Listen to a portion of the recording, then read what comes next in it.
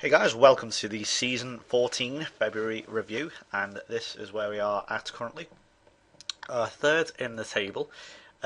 Slightly annoying thing though is we've played 24 games. As you can see, the teams above us, Chelsea, in fact, a lot of teams actually, but specifically the teams Arsenal and Chelsea are obviously they've yet to play one more game. Obviously, they can go ahead of us. I think I phrased that badly. Hang on, let me try that one again. We played a game more than Arsenal and Chelsea. Let me rephrase that there. As you can see, our loss record isn't actually that great. It's probably down over the probably that's the last I'd say 5 seasons, 5 or 6, maybe even 7 seasons. Um, and we're doing well. It's just not like Arsenal have been incredible this season. I just want to tell you that. But that's the state of play at the moment. Norwich, I just want to show you this. Norwich, I've been I'd updated a while ago actually. It was about a week or so ago, maybe. Yeah, it was probably about a week ago at the time of this, where I was uploading how these guys are doing. I think it went about to 12 games and they haven't got a point yet. That was fair enough. Now we're on to 24 games. Um, Now I think I can tell you this one. Slight spoiler: they don't win a game all season. Sorry, or actually, I'll say it even worse. They don't earn a point all season. Let me just tell you that to sink in. They do not earn a point. They will finish this season um, completely bottom, pointless. I won't give away like the final statistics and stuff, but that's just a little spoiler there because I uploaded it to Twitter a while ago. But they don't actually earn a single point. That is incredible. I've never seen. I'll show you that when we get to it. But it's absolutely incredible. And yeah, now let's go over the transfers. We've brought in now. There was two areas I thought I needed to address quite quickly. One was midfield. Now Gorkov retiring, that meant I had to replace a few players. Obviously got Ericsson and Goetze and a few others as well. Maybe they're getting on a bit now. They're approaching they're sort of mid 30s. You have to think, okay, maybe I should start thinking about replacing them. And there's this guy here. I probably paid a little bit too much for him, but he's decent enough. He's 21. He's called Chris Harvey. He's English. Like most players, you are probably going to pay a little bit much for him, but he has potential to be a quality player. His potential ability is pretty damn good, far better than Rui Silva. And the problem is now I have a lot of young centre midfielders, but I don't have any big what's the word? I suppose experienced centre midfielders, and I think I'm probably going to have to address that next season. This was a massive signing for me from Barcelona called Jose Enrique Perez Seis. I believe you say that. I'm just going to call him Enrique, just call Perez. I'm just going to call him Perez actually. Very ironic, he's called Jose Enrique. But he was unhappy. I was looking for a new right back, and he fitted the bill perfectly. As you can see, he's a key player. He's sort of going to take him under Valencia's wing here. Oh, sorry, he'll go under Valencia. Hang on. Valencia will go under his wing. God, I'm screwing my words up today, dear. Valencia is doing really well. Novello, who I've also brought in, Egan is a very good option. He's one of them. I'm hoping he's one of those players who will just stick around and be around there. The type, who's very loyal. I'm hoping he's going to be a loyal player, Egan. He'll just be there because he's good enough to be a rotation player, maybe a rotation / backup player. He's never going to be enough to hold down a first team place, but he's still decent enough to get the odd maybe 10 games in every season. Probably just about that. But there's that. And lastly, the one more signing we had here was a guy called Tom Pearson, who is a youngster from Southampton. And anytime you see a youngster from Southampton showing any signs of goodness, then you get very excited by that. And he is again. I don't know. He's just a good option to have. I don't know. You kind of just hope with Southampton players. To be honest, I probably paid a little bit too much. But then again, as I say, I've mentioned many times before, you can be a little bit flaunting sometimes with your money. Lots of releases here. Joe McCoy just wasn't good enough in the end. He's an out at Burnley. I think that kind of shows the level he's at. Kenny Smith as well, who also scored the senior goal. He's at Leyton Orient again, shows you the level he's at. And Joseph Langevin, I'll get back to this. He's gone to Bayern Munich, which is quite funny. I paid. How much did I got him for free, so I made £1 million profit. So he was here for quite some time, Langevin. I originally wanted him and Klitsch as like the main two, and this was before Courtois came in and before Reina sort of really went very long into his career, before he hit the age of like 39, 40. I personally thought he was going to retire about age 38. He went on to be 40. So, he wasn't good enough in the end, Langevin, and there's a big reason why I sold him, and I'll get back to that in a minute. And finally, Sven Bender. He's 35. He wanted first team football still. He was like, this is what I'm talking about with, the experience. Now, that's too much experience. I'm looking for the next Gorkov, if you get me. A player who will probably stay for about 6 or 7 years, but has that just the right amount of experience. Now, he's good. He was good, Bender, but he would never sort of. I can't imagine him getting too many more games. He probably would have got about 5 games because I want to get these youngsters in. I'd rather not have a weary old Bender instead of. I know that sounds a bit weird. A weary old Bender as opposed to a young. 2 Italian midfielders, which I will show you now. But how is the squad doing? You may be wondering. In fact, this is how we're doing. I'll show you that squad in a minute, but I'll show you the fixtures firstly. Pretty good pre-season again. As you can see, we play some very odd names here, including Ocean Boys, Hook Norton, and the Concola Mine Police, which is a bit weird. Now, it's a very poor start actually. Had a really poor start. This is where my concerns sort of came up. We got outplayed really by Tottenham here in the Community Shield, and we lost. Joseph Langevin here, he had a shock. Actually, no, it wasn't Langevin. The reason I played Langevin here was because he was the only goalkeeper I had. Ramirez was actually, believe it or not, at the Olympics. He got called up about 2 days before this Community Shield game. He got caught up and he had to play in the Olympics for Argentina. I was gutted, so I had to play Langevin, and he was rubbish. So there's down there, but we bounced back straight away with an opening day win against Blackburn. Garfanini, Kadlec, and more with the goals. Kadlec still going on. Every time I have a go at him, he bounces straight back. Now, very annoying game against Wolves. Even against 10 men, we couldn't break them down. Goetz again, slightly slacking. He's been slacking quite a bit actually. No Goetz. I mean, it's not like massively, but I suppose compared to his huge expectations, Jerry Moore wasn't that great either. But compared to his huge expectations, he was poor. And things got even worse as we lost the bloody Super Cup. It was fairly up and down, this one. But it went to penalty. I mean, it was up and down, but Man City dominated the game. We got 2 quick goals. We gave them a fair game, but City in the end were just too much. And then it went to penalties. It was Carlos Fiore and Fredinho with the 2 missed penalties. Alaba, Perez, and Guyan scoring, but in the end they were too good. They've got Morgan Schneiderlin, who is a Southampton player at the start, a very good player. Southampton are a fantastic midfield, they really do. Cork, Lallana, Schneiderlin, fantastic. Then again, it was another good bounce back, and this is where we sort of got our act together a bit more. Guyan and Gabrielli, with 2 goals here at the Gulf Farm Stadium against Huddersfield. And then we really pick things up here. This is the Champions League group. And as you can see, as holders, we pretty much ran this. The only disappointing thing was against West Brom. I was going to say West Brom then. Werder Bremen.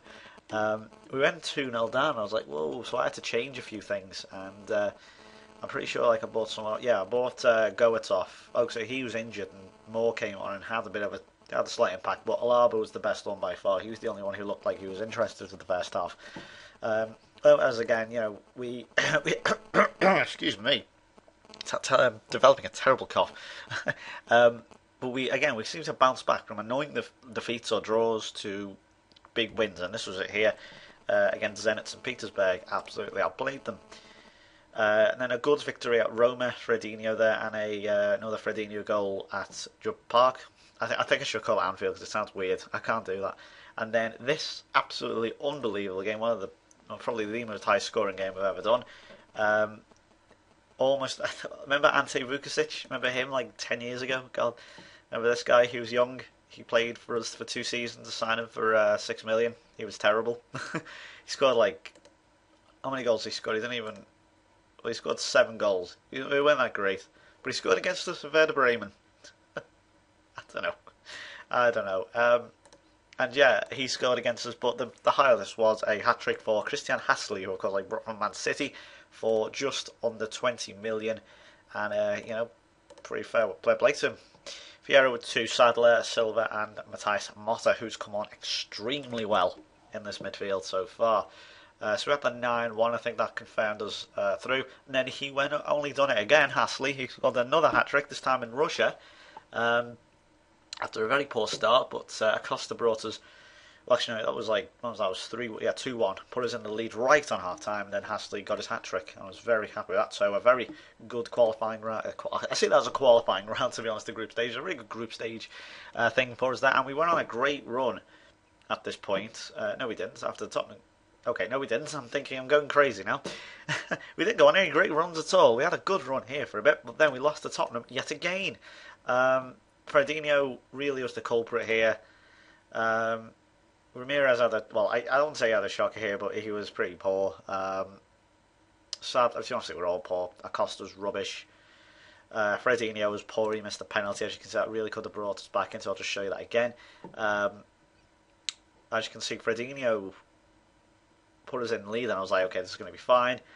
Fofana got 2 quick goals before Guyan scored an own goal before that. Then Fredinho had a chance to put us back in the game, and he missed a penalty, and it went all downhill from there.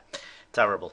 And next league game again, a very difficult away game again. We just they were more lethal. Oliveira again, he's a pain in my arse, this guy. Oliveira. I think it was 1-0 to, yeah, it was 2-0. We brought it back to 3-2, and then Oliveira killed it off with 4-2 in the last minute. But then again, another really difficult away game. I had a lot of hard away games. Against Arsenal, 4-3. This was crazy. James George, this guy is absolutely incredible. He's American. Look how many goals he has already. This is just in the league. He has 23 goals. We're in February. 23 and 20. 9 assists as well. Absolute beast. Absolute beast player. It was 2-2 at half time, and then Isla scoring killed the game off. I was devastated at this point. I thought we were going to take him to extra time because what happened here, it was 2-2 as you can see. Then George got his hat-trick in the 77th minute. That would put them up to 3-2. Jose Enrique Perez then scored in the 91st minute, only then from Isla to score in the 94th minute. This guy, 36, now playing for Chelsea. He's been a thorn in my side for many years. I hate him. And yeah, even at that ripe old age of 36, he was still able to score for it against us, and he was a pain in the arse. So some trouble in defeats there, but we bounced back nicely yet again. This time with 2 own goals, assisting us 5-1 at the Reebok against Bolton. And then I think this was when it happened. Yeah, this is when we won on a big run. Good 4-0 derby win against Everton, standard. Yeah, I mean, Everton are actually a really good team on this. They really do. Put us back. I mean, they've got Fellaini back, which is quite funny. Craig Dawson, very good player. So yeah, it's a very good player. Ike Mounian is a very good player for Athletic Bilbao. 3-1 at Stamford Bridge against Chelsea. Garfanini goes off to a great start. They were much so the better team, but we were just more clinical, which happens sometimes. Really just does sometimes happen. And then we got to the World Club Championship, of course, being the champions of Europe. We played Al Hilal, I think that is, or KSA. I don't know what that is. Unfortunately, I couldn't bring any of the youngsters since Daniel Agger picked the team for me, I think, or I had to actually. No, that's a lie. You have to have so many homegrown players, obviously, you're trained by the team or something, so you end up having to pick a lot of first teamers. This is where Harvey had a good chance. D'Agostino went. Ramirez didn't take part in this thing. Luca D'Agostino at this point, Langabine went. I saw him. He put in a poor performance. I can't remember which one it was. Which one was it? It might have been the City game, actually. No, it wasn't. Okay, trying to think. I think it was that Tottenham game. I was so infuriated with him. I was like, you're terrible. And his attitude stunk as well, so I was like, leave it.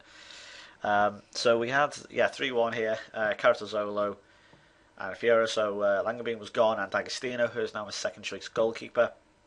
He's been here since youth. He's an Italian, as you can imagine. And but he's been here since he got first inducted into the youth candidate. So we beat Al Hilal, and then we had a very good final. We won the World Club Championship. Carlos Fiero there putting it to River Plate, who never even had a shot on target. I was expecting River Plate to be quite good, but nothing, unfortunately, from them. Don't even think any of these are real players, but then again, they are regens. We are in 2025. Trying to think now, how many of these players are not regens now? We've got Fiero, Alaba, Goetze, I think that's it. Yeah, just Alaba, Fierro, and Goetze now are just the non-regen players. So you get to that. So last Club World Championship we finished third. Got knocked out by Monterrey, which was horrible. But no messing around this time. We won this game. Now we played Newcastle. It's another one of those crazy games against Newcastle. Cadlech just came on the act there. Fredinho with 2 goals. Moore, Galfanini, Guyan, and Etienne with an own goal. 2-0 against Manchester United. Fredinho and Carcello outclassed them in this one. And it just kept going. And then we played Arsenal, and this was really where things started to turn again. Fredinho with another penalty, unless I think I've taken him off. And James George, once again, with a hat-trick. Hate this guy. He's unbelievably good. Johnny Moore scoring against his old club, but we were again outclassed, and George is just an absolutely amazing player. He really is phenomenally good. And we played the Dons, MK Dons, in the FA Cup. This is now, I think this may have actually been an all-regen team. Yes, it was. Played here. Let's have a look at the stats. So this was probably one of the first times I've actually played an all-regen team. Obviously, we've got a few non-regens on the bench. But this is my hopefully... In fact, actually, no, I'll wait. I'll show you. I'll show you that later. But this has got a lot of good potential in these players. Valencia is very good. D'Agostino's a good second choice. Robbie, you're going to have talked about Novello. I've had here for years. He's only 19, but I've had him here for years. Bought him for 8 million from Roma, and he's an absolute beast. He can play left back, left wing. I think he can play out right back as well. So he's a very good player. Sadler was captain for this, so I'm hoping to groom into eventual new captain. Rui Silva's man of the match. Massari, who's another good young midfielder. Chris Harvey, who's not really done that. Thank you. That's just tweet pops up there. Thank you. And then, unfortunately, we lost in the derby. I have a knack of losing a Goodison. Not very good. Poor performance. Really was some poor performance in this game. Cartazoglu with a poor one this time. Garfanini was good, but again, Goetz just couldn't have the impact. Kajir was poor. Guyan didn't really do much. And Goetz, again, he's losing his impact player ability, if you will. We got took to a replay by Brighton, which is going to be in a few games. Hopefully, we should win that. I'm going to play Porto in the first round knockout games. So I'll show you this. I think I underestimated Brighton here. Played Goetz, but again, a lot of pretty much all regens at this point. Got a decent back four of Egan, Gabrielli, who can play in defence and midfield. Kajir Shimpi, who's a good little left back. I might send him on loan. He's only 21. A few players have been snooping around and want to loan him. He's pretty good. I've talked about him before. He's potentially very good indeed. So I'm happy with him. Novello, as you can see, they're playing there. Massari and Mott, I'm hopefully going to turn these two into my new beast defensive. Well, not going to be defensive, actually, just my midfield partnership. Rudy Silva and Goetz and Jalalija. And that's pretty much where we're at, and is to inflict more pain on Norwich. Believe it or not, they actually took the lead. They up to a point where they hadn't actually won or earned a single point. They'd actually taken the lead right on half time. I was going mental. But there you go, that is pretty much yourself up to date. And yeah, I'm just going to show you the squad. I'm going to talk about the youngsters, go over the goals. Fredinho with 16, could have had more if he hadn't missed the bloody penalties. Jerry Moore with a good 11, and you can see Goetze having more goals than Goetz, not particularly, you can see that's often Goetz. I think he's been injured a bit actually, but his impact is certainly going down. He's 30 now, and that's still a pretty decent age. His 16 appearances, only 2 goals, that's in the league. He's not been the great Goetz that we've seen in the past, but he's still chipping in, I suppose. Hasley's done very, very well, as I say, with the 2 hat tricks, 8 goals there, 6 in the 6 in Europe, 2 in the cup. He gets to score in the league, but I'm hopefully going to blood him in soon. Sadler with a good 9, Fierro with a good 9, Guy and they're getting back to his old tricks there. Even Robbie Egan there getting 1 goal with Gabrielli. And Massari, Novello got 1 goal. I think that was against Brighton. I think we saw or someone. So we're doing pretty well at the moment. Just go over the value. This is how much of the value is this team. Got 34, 33, 31, 30, 25. So they're all pretty good players. We've got Cadlech now is all the way down. I always look at value as like a sort of very quick glimpse at one of these players. See how good they are and all that. Langeveld's come on. He's done quite well this season so far. And that's pretty much it. So yeah, looking at a few people have been asking about our finances because I haven't yet to do that. This has pretty much been the story every season. You've really not missed much. It's been sort of straight up, down, up, straight. And I don't know what exactly it means, but this is it here. Transfer budget was that. There's we've got we renew sponsorships every year, and over. I don't exactly know what it means. I've never really understood what half this means, but at least we're not going down like that. We do quite well. We've gone down here, but we earn at the end of every month you earn a certain boom, and you get back up there. So it's all good.